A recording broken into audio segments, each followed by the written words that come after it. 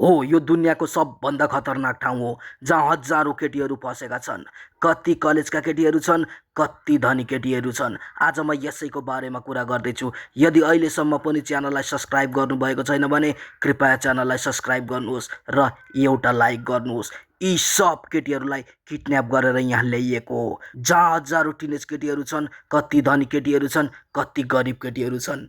यी सब टिनेज केटीहरूलाई दिनकै ठुला ठुला फ्यामिलीको मान्छेहरूको सेवा गर्न लगाइन्छ र सबभन्दा ठुलो कुरा त यो सबको बोस यहाँकै लोकल पुलिसहरू नै छन्। त्यसैले यहाँबाट भाग्नु भनेको आफ्नै मृत्युलाई बोलाउनु हो। यहाँको केटीहरूको जिन्दगी भनेको 5वटा काममा मात्र सीमित छ। बिहान उठ्ने बित्तिकै प्रेग्नेन्ट टेस्ट, नुहाउनु, मेडिकल चेकअप गर्न जानु, दबाई खानु अनि खाना खाएर आएर सुत्नु। गल्तीले पनि कोही प्रेग्नेन्ट भएमा उसको जिन्दगी झन् नर्क बन्नेछ।